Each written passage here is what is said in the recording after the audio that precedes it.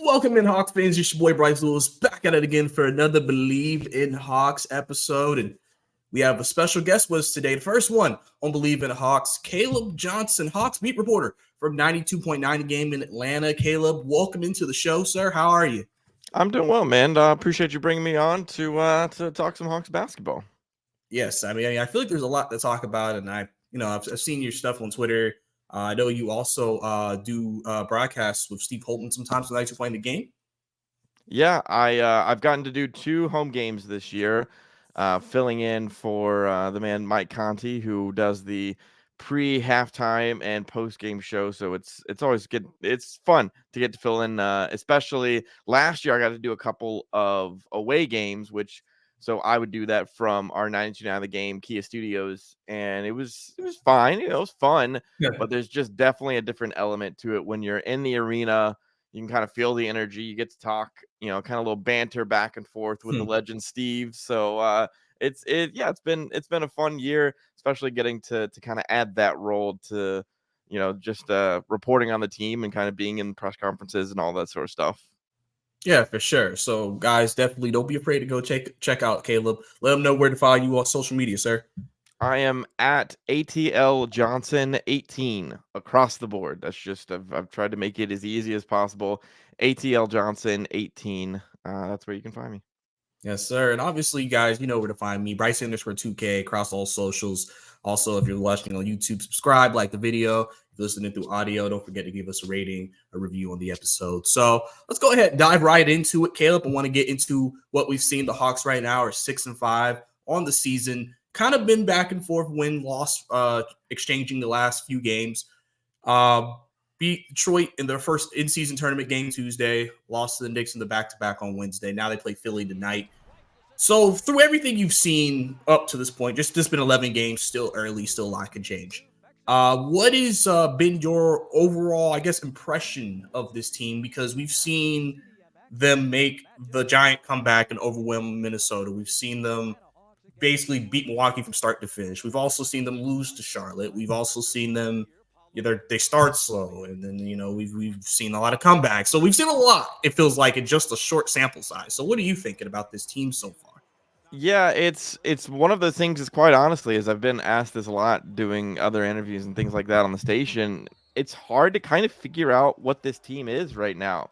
I think we've seen Quinn Snyder's stamp on this team because in even every post game, it feels like any offensive question you ask, he's directing it to the defensive end of the floor and being like, that's where this team needs to get better. We need to get better defensively. We're trying to do this defensively, defense, defense, defense. And that's been a real focal point of the off season. And I think, what this team wants to be. Trey's talked about it a lot and himself being like, we've been a pretty good offensive team in the past, and that's taken us to a level. But I think part of Quinn Snyder getting brought into Atlanta was not only to develop players, and boy, have we seen a developed player in Jalen Johnson this season. But I think at the same time, they wanted his defensive presence and like that kind of mindset showing up on the court because that's just something that the Hawks haven't notoriously been very good at. Now, it's been clunky. And I think that has something to do with the fact that the offseason training schedule is not very thorough, quite honestly. It feels like they don't get a lot of time.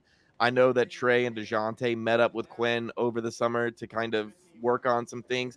But as a team, trying to make such a big philosophical change, I think we've seen the bumps in the road. And then at the same time, you know, I'm not in a like panic mode or anything like that, but concerned about the fact that Trey's offense has struggled. I think I've attributed that to the fact that I think this team is trying to figure out what they're doing defensively so much so that they're overthinking, I believe at times, what's happening on the court. But I think, that it's one of those things that Hawks fans never want to hear, that it's going to take some time. But I do truly believe that it's going to take some time. And it's the reason why, like not to be a spoiler or a Debbie Downer for anyone, but I've been big on, I think the ceiling for this team is 5th seed in the East, and I think they could fizzle out somewhere around the 8th seed. I think it's just because sure, a new coach has been brought in. Sure, we've seen big development and progress from a guy like Jalen. And I think this team has had some more time to gel with one another.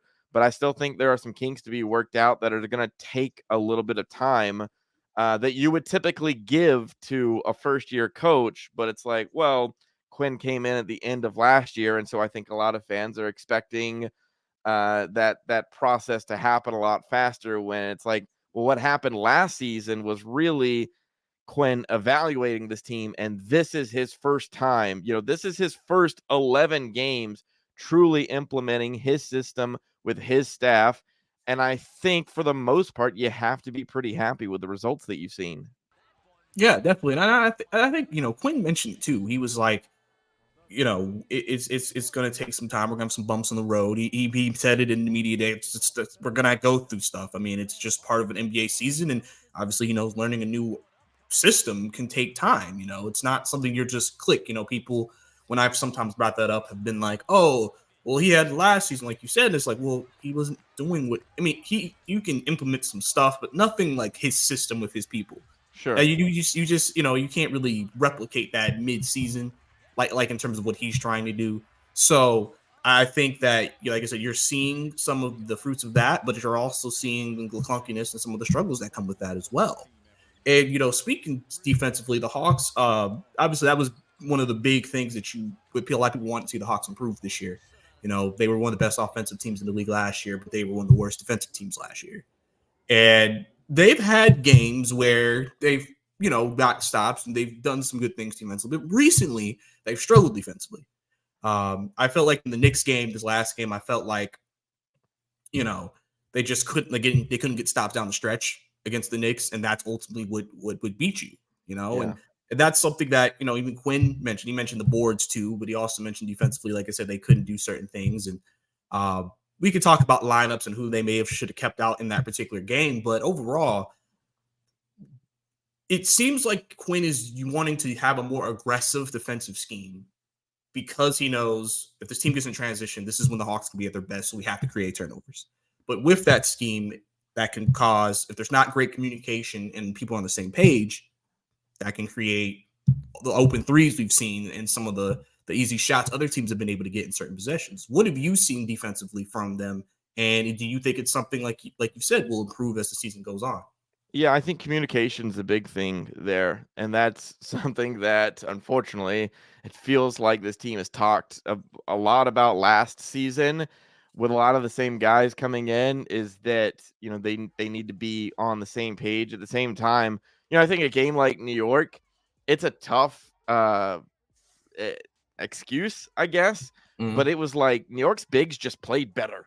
That was just kind of as simple as they were just better on the boards. Now, Quinn was one to quickly point out that, hey, I want all of my guys, trying to rebound rather than just relying on the bigs to take care of that. But I think when you get in a situation where Hartenstein and Robinson just played better, they just Mm-hmm. took away everything. And I think at the same time, not to, turn this into an officiating conversation either, but it was like when officiating isn't helping you down low, and then you get into those situations where your bigs, where the other team's bigs are just out rebounding you and taking everything away and getting those second chance points and all those sorts of things, it's difficult. You just get a little bit defeated. Now I think the other part of this too is um you hit the nail on the head. I think we're talking about the fact that Quinn wants this team to be aggressive defensively. And I think at times that gets you into trouble Mm-hmm. because, you go to help and you leave somebody open. And, or as I think we saw a few different times against the Knicks too, there was not the lack, there's lack of communication, I think, between, like, I saw at times with Sadiq and Trey and that sort of thing, and you're letting guys get by you. And so I think all of those things are fixable issues, because the aggressiveness that comes from Trey putting a hand out where, maybe in the past he would have just kind of been playing it a little low, hands down sort of thing. We already know what DeJounte's defensive abilities are, especially with him getting steals and that sort of thing. And so it's not like a doomsday thing where Mhm. oh, it can't happen. Like I 100% believe it can be, and I think we've seen it at times, and especially we've seen it at times against really good competition. Like you mentioned earlier, the comeback against Minnesota is one where, I mean, technically, those bigs are better than the Hawks bigs on paper, but yet you were able to figure it out. And I mean, you had a star in Anthony Edwards who was at home, and you quieted him. You figured it out there. But then at the same time, Miami comes to town with mostly reserve guys because their starters for the most part weren't playing. At least their big starters. I know Bam played, but they beat you with half backups. It feels like, so it's just it's head scratching kind of stuff. I know it causes some fans to want to pull their hair out, just because you're like, oh no, here we go, same old Hawks. But I am of the opinion, and what I've seen around this team, this is not the same old Hawks. I think one of the things too that won't get discussed enough, Bryce, quite honestly, Mhm. is this team likes each other this year. And if we're honest, wasn't always like that in the past. Mhm. Like there was definitely some contention amongst this team, and I think that's part of why, especially like when this season started off 0-2, and I was looking at the schedule, going like, this team might go 0-4 to start the season, and I wouldn't panic, and I don't think this team would have done that either, and I don't think it's 6-5. I don't think there's any panic in the room. Trey goes out in a game, because he's taking care of a family situation, and you've got a play-in tournament game that I think, some fans may not think they're taking very seriously, but everything that I have learned to understand is, they want to be competitive and be a part of this thing, and they figure it out. I get it's against a team like Detroit, but I just feel like we've seen those moments where they've come together. They've shown that this is a team that is improved and is going to continue to improve. And I know that sounds very optimistic, quite Mhm. honestly. And maybe I do a little bit of homerism being, a part of the flagship station, but I think that I've seen plenty of reason to be down on this team in the past, and I just haven't caught those same things this year. Like it's just more of I think this team is going to improve as the season goes on. And I mean, quite honestly, it starts against Philly too, like in this play-in tournament as they kind of continue along of are they going to be a really competitive team that we can enjoy through the first half of the season, or are they going to be more of a second half of the season type team? Yeah, definitely. I mean, it's one of those things where I think you made a great point about them liking each other because they do. You can tell Yeah. the communication is better. I made mention of this. I can't remember. I believe it may have been the Pelicans game, where Trey and DeJounte really. That might have been the game where they both kind of basically closed that game out, and you could see that communication they had with Quinn. You could see the communication they had with each other. It seemed like they were able to kind of play off of each other. Because even in the Knicks game, I mean, even though they lost, if you think about it, I mean, DeJounte had 3-4 straight possessions, a couple buckets. Trey, you know, layup, couple fouls, keep us in the game. I mean, people were talking about the subs of Bogey and Bay, but it's not like we lost the game because we weren't scoring. We just couldn't get stops. Hmm. And I think before, I don't want to say this to again crap on Nick McMillan, but like before, in those situations, you're gonna see ISO pretty stagnant offense. It felt like a lot of those times, and now it feels like at least now there's like a concentrate because obviously it's the NBA. You got a star player. You usually want the ball in his hand in some capacity in these moments. But I feel like there is more of an effort where it's like, okay, like if there's someone cutting, if someone's getting in position, they're not afraid to make that play. Um, so overall, I think that's been big just because I think everybody wants everybody to be successful too. And I think that's one of the biggest things as well with this team. Yeah, and I Moving. mean, I think the one of the signs that pointed to this team really liking each other, and showing support to one another was Trey's event in OKC Like the team didn't have to come out and support him, getting a street named after him and kind of coming to check out the facility that he's built out there in Oklahoma. They could have all gone and done their own thing and, got rest or whatever, but they showed support to their teammate. And I think that showed something. I really do. And I know it's very small. Mm-hmm. And people don't always think that stuff's going to show up on the court, but I'm telling you, it really does. It really does help when everyone's enjoying the company of one another. And you get far less judgmental on the floor and accusatory on the floor, and it's more of, you see the chest pap, the that's my bad, and we move on and whatever. Because I think you saw some of that against New York, where even like when Trey figured out that it wasn't his night offensively, he didn't just quit and go, all right, fine, I'm gonna go stand over here because it's not my night. He was getting involved. He was getting assists. He was trying passes that weren't always working. But I think there was an effort there, that, while it didn't show up for this team defensively the way that they would have wanted it, you still saw a level of effort that is commendable, I think, quite honestly, and lends me to believe that they're going to get this thing figured out. Yeah, for sure. And speaking of Trey, you mentioned he like you said he did other things, and that's something I've also mentioned a few times is that he's been more active defensively. He had I think of the first half he had like 8 assists, 3 steals. Yeah. He's tried to impact the game in other ways. So if he's not scoring, it's not like okay, well we're not getting anything from him. He's still trying to be active. And you also mentioned earlier his struggles he's had so far this season. So let's talk about that. What are you seeing from him when it comes to the struggles? Is it does he seem off? Do you think he's hurt? Do you think he's thinking a lot? I think with this new system, Quinn's had to talk about. He's had to make sacrifices. They've had to kind of change their game a little bit. And maybe in DeJounte, it seems like it's going great for him right now. But Trey, it seems like he's making the biggest adjustment. What do you see when you're watching Trey through these games, first 11 games so far? Yeah. It's weird because I don't know that it's anything specific, like it's I know we as media and fans or whatever always want to have this tendency to be like, oh, well, it must be this specific thing. Mm, But I feel like the shots that it's not like I'm seeing Trey take bad shots. That is kind of what concerns me with him mm, not knocking them down.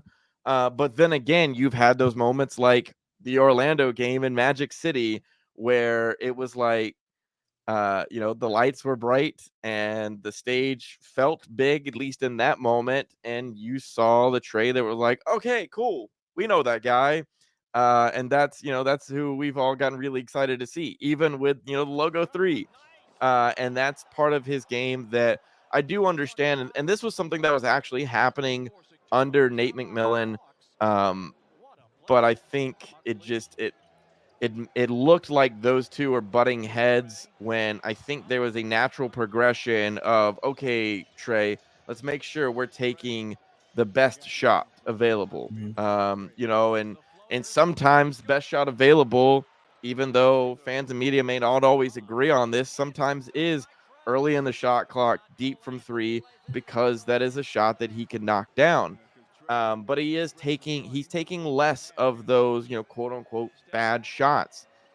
And the problem is he's not knocking down some of these ones that are fairly open. mm, Um, I don't know that there's any specific thing to do to fix that other than continue shooting them, and that's been Quinn's big thing. Even when other guys, not just Trey, but DeJounte's had his moments at time this season. Dre has had quite a few moments this season offensively where it's like, whew, man, shots not falling. mm, But I think Quinn's been big on keep shooting it because you've still got to be able to fill that rhythm and also just give opponents, that feeling that you're going to shoot it because it's something that they're going to have to guard. I don't like it's not like we've watched teams see Trey out there at the 3-point line and go, I don't have to go out there. No, mm. that's not happening. So it's still a legitimate part of his game. But that steps into the territory of like I don't understand it, because like we've seen you do that in the past, and I see you at shoot around and I see you at practice, and it's not like you're not shooting those in practice, working on them, and oftentimes do a really good job knocking them down in warm-ups before the game type of deal. But then coming to game, and so far this season, it's been inconsistent. So it's one of those things that I think you just kind of have to hold out hope is going to get fixed. And if it doesn't, then there's a separate conversation of, okay, is there something mechanics wise? Is there something, are you thinking too much? Which I do think plays a part of, you know, Trey having to go from earlier in his career, he's the guy, he's the big piece, shoot the ball, just shoot the ball, just shoot the ball all the time, to now, all right, let's look for the best play available. And when it is time to pass the ball, it feels like Trey is making the smart decision on that. It just feels like flip side of that when it's his turn to take the shot, that it just he hasn't hit him as much as we'd like. Yeah, and I think and I've always also been patient with it because I also understand like for me, I just look at things as like it's a long season. Like I said, we're only out of the first 10, 11, 12 games for certain teams, and Yeah. so it's like it's way too early to just declare what the season is going to be because we've just seen teams and players change as the season progresses. You expect the team to improve as the season progresses and get more used to things. So I'm hoping with that, Trey will continue to, keep working at it, and then eventually he'll get that consistency back for him where maybe because he doesn't I feel like he doesn't have to give you 30 and 10 like he used to anymore. I feel like now, but like he's being more efficient would be the biggest step for me that I would like him to take in terms of his shot selection. But talking about that, let's go to his backcourt mate in DeJounte Murray. Clearly, this season, it seems like his game has taken a step forward, especially after the last season, where some people feel like it was a bit of a disappointing season from him. Where this year he's career high from three. He's taken over a game. He's taken over 4 quarters before. He's led stuff before. He seems more active defensively in terms of taking down someone's best offensive player. Ant, is one example. Uh, he's just or Damian Lillard is another example. Mhm. What have you seen from him? It seems like under whatever Quinn's been doing, DeJounte has been able to excel the most. And I feel like also I feel like he's really good at picking his spots.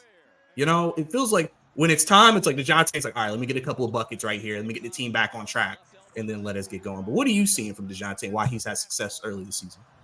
He's an incredibly unselfish player, and I think that was exactly what the Hawks needed. They needed a really strong, um, defensive-minded type player who also has an offensive game, and the fact that he is unselfish just makes it that much better. I think the problem was, and I did this too, quite honestly, expectations for year one were probably too unrealistic. Of asking Trey and DeJounte to do things that Trey would pass it off as like, oh guys, this playing off ball stuff isn't new to me. I did this in high school. And it's like, well, but if we're all honest, high school ball and NBA ball, not Mm-hmm. the same thing, Like and it's one of those, just go as a fan. Go watch an NBA game, on a Wednesday, and then go catch a high school game on a Thursday, and it'll be jarring, the difference in the type of game that you're going to see. There's just different skill levels and all those types of things.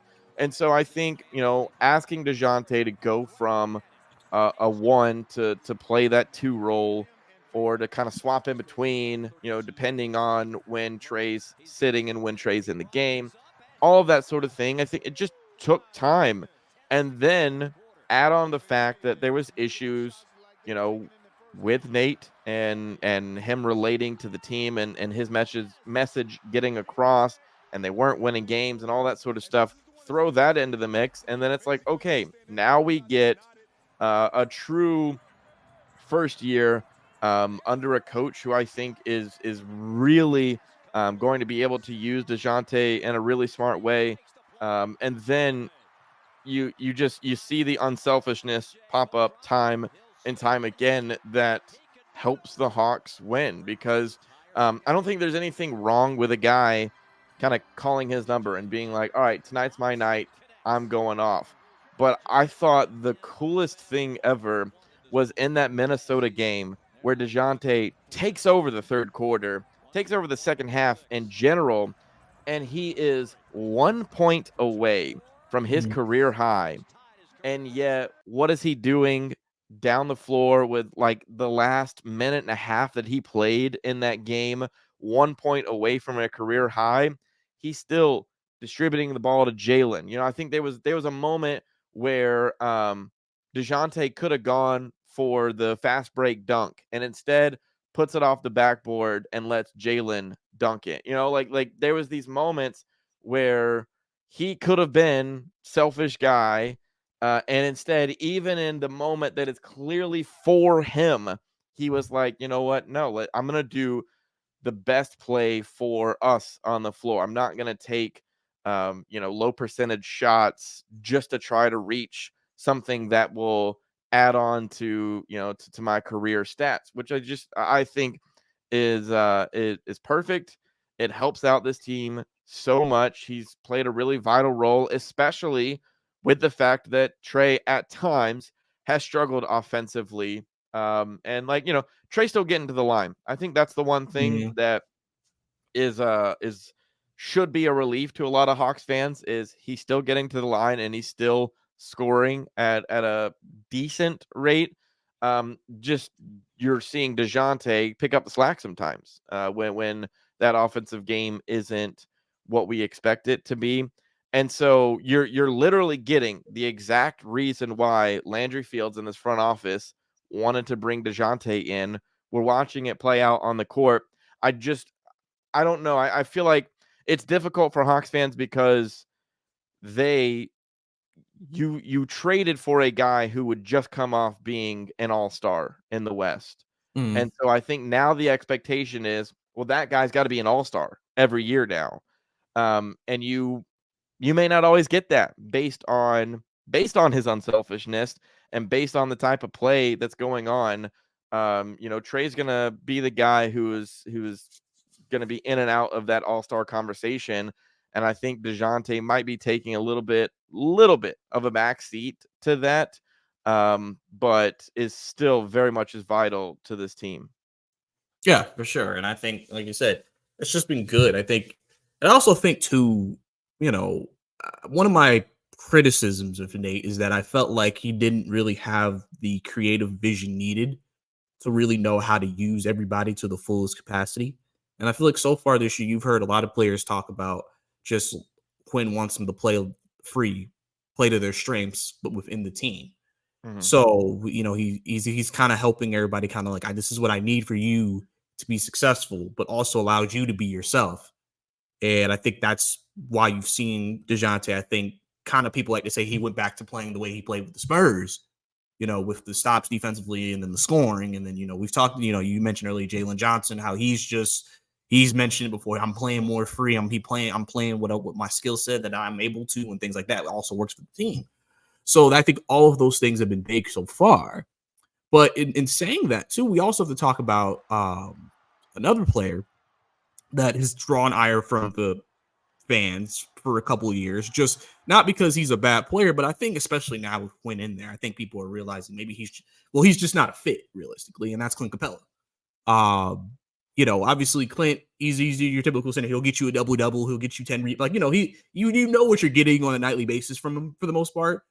But at the same time, I think the way that Quinn wants to play in the way we've been playing, I think you can clearly tell that they've asked Clint to be more aggressive offensively. That's why I felt like he's been more aggressive offensively so far this year with just shot making. They've dropped it to him more to take more shots when everybody's like, "What are we doing?" But it just depends on how you feel. So how do you feel right now about the center position as a whole? I know Okongwu's been up and down. He's had great moments. but he's had, a couple of games where he's kind of had some stinkers. Clint, I mean, like I say, he does what he's supposed to do, but when he has those turnovers or he misses those shots, I think people are just like, get him off my team. Where are you at on that? Because I think a lot of people are just saying trade Clint already so we can see what a Kongu can do as a full-time starter and see what he can be, especially since they gave him the contract extension before the season. Yeah, I think Clint was a name that was obviously discussed a lot, just because look, it was between him and DeAndre Hunter and John Collins. Those were the three names in this offseason that was like, okay, their contracts are what are going to allow them to be potential trade pieces to upgrade this team.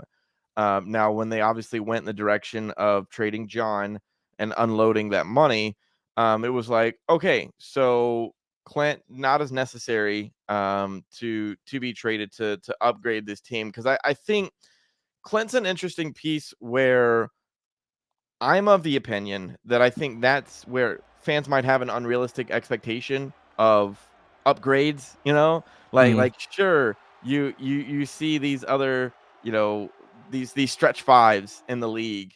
But also, what are they getting paid? How much of the salary cap space are they taking up for their team? And then what elements are they true? What else does that team that has that stretch five that really impresses you? What deficiencies does that team have?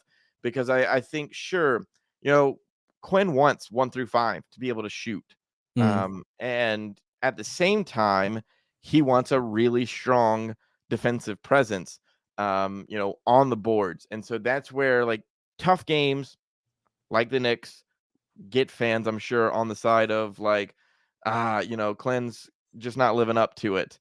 But at the same time, he's shown you in other games, Milwaukee, Minnesota, against, I mean, Rudy Gobert's not some, impressive, true shooter, at least in my mind.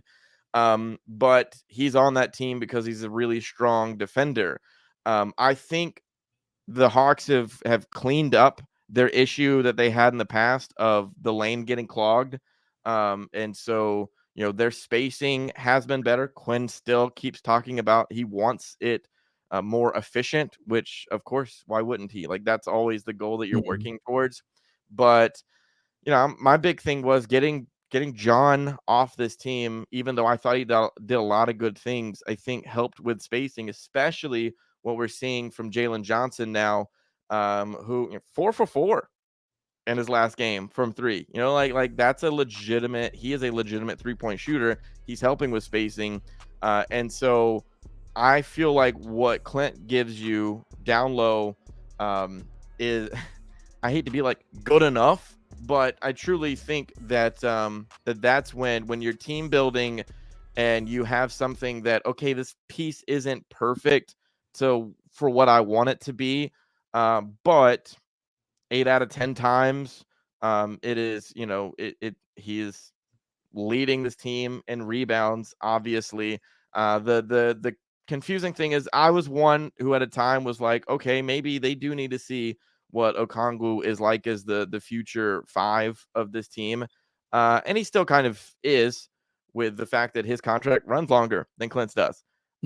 However, I still think there's more room to grow there, and I think Onyeka has been caught in a spot where he has been really because his game can be developed. I not that Clint's can't, but not really. I think Clint is who we know he is, and so you kind of have to use him in that way. Onyeka, on the other hand, uh, Snyder has really tried to grow his game, and so with that does come overthinking and um, just a difference in playing style, which is going to have guys to have ups and downs throughout a season. And so I guess I'm not going to be incredibly surprised if Onyeka has kind of an up and down season this year, even though I'm sure fans will be pointing to like, hey, we paid the man, and so come on, now you want to see it. But I think there are some background reasons why those struggles have kind of been happening there, because even still, like there's been some conversation, and we've seen it obviously very small amounts of, but Onyeka being a potential option to come in and play the 4. That's asking a lot of Onyeka, a lot of different roles, Mm. kind of being a lot faster on his feet, quite honestly. And so once you're doing all that, once you're working on all those different things, I think you're going to see struggles at times, but then you're going to see him be a really strong defensive piece, which I think I'm trying to remember. I think it was Washington that we saw a really good game from Onyeka, um, especially on the boards too. But so yeah, I just that's not a position that I really have any panic about. Mhm. Want to see any changes? Of course, you always want to see your team improve at any position. But I know, I'm sure when when the rumors have started about Chicago and who could get moved over there, people look at Vucevic and they're like, "Ooh, that's a nice shiny Hmm. piece that would be, nice to come this way." But it's like, at what cost and all those sorts of things. And you're looking at the future and guys' age and all these sorts of things. So there's a lot that goes into that. That at the end of the day, my answer, while very winded just now, is kind of short. That I'm comfortable with the role that he's playing. Yeah, like I said, I kind of agree with you in that regard because like I said, Clint is what he is. You know what you're getting, and the thing is people like you said, Rudy Gobert, like Quinn coached Rudy back in Hmm. Utah. He's had a team where your center is pretty much defensive anchor, which Clint here is, and his job is to get boards, and then when he has opportunities, put backs, make those, and still be able to operate. So that's really nothing new for him. I think it's just like I said. I just think some people just feel like this team can't take the next step if Kongu's at least not like at least the starter and he's playing the majority of the minutes and things like that. But I mean, like I said, we'll see. I mean, trade deadline is not here yet. I mean, we'll see what the front office thinks of this team because I think they want to see what this team looks like under Quinn before Yeah. making any decisions if they want to make any move or anything like that. But I'll give you one last question, then I'll let you go, man. So just talk about Quinn in general, man. Just what is your general assessment of him so far as the coach? With his coach, the system, everything so far. Do you feel like he's done as well as he could? Do you feel like there's some things that I would like to him to be better at? Maybe some game situations. Like what are we feeling on Quinn? Because I think a lot of people, some people may have said the biggest addition the Hawks made this offseason was just now allowing Quinn Snyder to fully get his grasp on this team and what he wants the team to do. Yeah. I know fans, you mentioned it, that New York game caused some people to come out and be like, "Hey, I don't know if I agree with the rotation decisions that he made." I was one of those people that when I saw those things, I was kind of like, you know, um, I understand maybe critiquing a moment here or there, but at the same time, like, he's got to think about, who needs a blow and who is cooking at the time and that sort of thing, all those sorts of decisions that get made. Mm. And the fact of, sure, we need to score more points right now, but we need to keep our defense in mind here, and make sure we truly get some stops. Overall, I've been really impressed. The guy came in, and here's the thing: Quinn is a nerd, Hmm. and he is a fun nerd, but he's a nerd. And so he came in, he thought about the flow of the practice facility, and Lauren Williams of the AJC wrote a great piece starting off the season about how he added chairs in certain places outside of, along the courts there at the NBA Healthcare Center to encourage discussion of, okay, you're working on something, well, let's go sit down over here, let's look at the film. And we can look at film because he installed more cameras and some kind of shot tracking device that kind of lets players know their arc and the speed, and all of that stuff that, like, we see Mm. be brought into baseball, that some fans don't necessarily like. But it's all about trying to tweak things to get better, quite honestly. And so with him being a nerd, that's helped in a couple of different ways. It's helped with the fact that um he sees this team differently and how he wants them to play. There's a lot more coaching involved, a lot more play design involved in what the Hawks are doing right now. And then here's been the biggest thing, and I think this has been the impact that you've heard it from just about every single player on this team. They all think that he is incredibly smart. And so that causes them to listen to him. And, you know, whatever your opinions were of Nate McMillan or Lloyd Pierce or whoever in the past, I don't know that the players necessarily believed that the coach was smarter than them, so there was, and that's changed now. Um, and so with that comes a more willingness to listen to him, a willingness to be like, okay, your thought may go against what my opinion is of my game or my opinion of what we should do in this situation, but because I, believe you to be so intelligent when it comes to this game, I'm going to hear you out and I'm going to try it your way. And I think doing that, we've seen a lot of players, grow their game and get involved in different ways. And I think it only improves this team. I mean, honestly, the only thing that could happen at this point is that the players just stop listening to him, which hopefully doesn't happen because Yeah. hopefully they have a lot of success, and we're able to kind of continue on talking about all the good things with Quinn Snyder. But his explanations and practice. Now he is on the media side. I won't kid you that the guy does not like to give out information. Mm. He likes to keep things close to the vest, and that can be annoying at times. But you see the benefits of what he's, no one would care if you had a fun-loving guy who was great with the media, but didn't win games and didn't improve the team. And so I'll put up with some of those things, but at the same time, he's the type of person who he's like, hey, if you ever have a question about something that we're doing on the court, specifically that comes to like game planning, you hit stop on your recorder and I'll explain anything to you. He'll go into great detail, as long as he's not giving away trade secrets to other teams. So I've been really impressed with this early part of having Quinn in Atlanta, and I truly think, and I've gone on record other places saying this: if anyone was going to come in and fix this team and get the most out of this team, it's him. And if he can't do it, I don't really think anyone else can, quite honestly. Yeah, I mean, listen, I think he's been just a big revelation for everybody on the team. And I think that he's done a good job of just, like I said, getting on the same page with the players. I Mhm. think that's the biggest thing. I mean, listen, I know when Nate was let go last year, people were kind of like, "Oh, Trey, coach killer, da da da da da." But it's funny because I always say, like, I mean, Trey didn't really even say anything. He just kind of wished him the best. It was John Collins. He said he was not the coach for us. He said that point blank to the media. Mhm. So, but Clint yet we're Capella looking at did Trey, too. Yeah, huh? Clint was the same, he was in the same boat as like, yeah, it was essentially he was falling on deaf ears. And it was like, okay.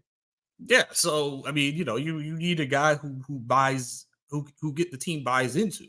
Mhm. Because it's funny. I've actually had people uh comment. It's like, well, why do you need to like your coach? You just need to play. And I'm like, I mean, if you ever had someone that you hated, you're not going to give that extra 10% for someone you hate or someone you don't. I don't want to Yeah. say hate, someone you don't care for. So it's very important to actually be on the same page with your coach. Like realistically, like the Nuggets like Michael Malone, the Warriors like Steve Kerr, with like Well, the teams that are great, they like their coach for the most part. They may not butt heads, but they like their coach. Bryce, it's not even necessarily that they like him, they respect him. That's really kind of the key there. Is I think the respect, quite honestly, was lost for Nate last year, and the respect is there for Quinn. Because like I said, because he is a nerd, because he's a very intelligent person and has a really thorough way of looking at the game. Players respect him, they listen to him, and they're willing to take what he says and try to add it to their game, try to improve their game. And now we've just got to see, to what extent can he get that out of players? Because we've already seen, like the Jalen Johnson experiment is working.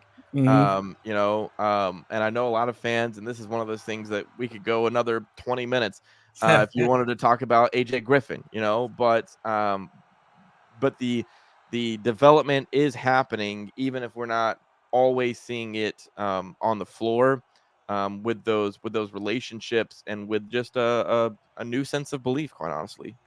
Yeah, for sure. That's been important for the team just to have that belief moving forward. Because, like I said, long season ahead, a lot of things can change, a lot of improvement can still be made.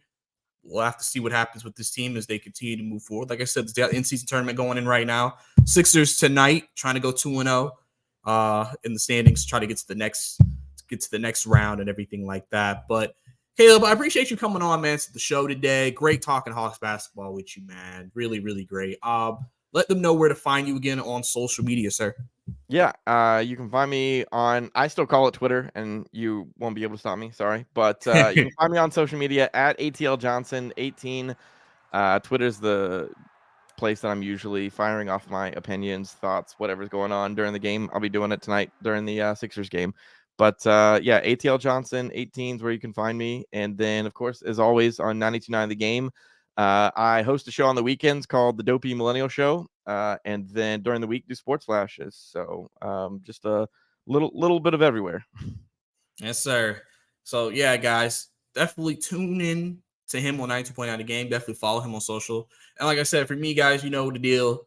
Bryce2K on Bryce_2K is across all social media. Like I said, subscribe, like the video, be reviewing the podcast, wherever you're listening to us on. So, like I said, Caleb, once again, appreciate you coming on to the show, sir. And that's all we have for you. This was Bleav In Hawks. See you next time.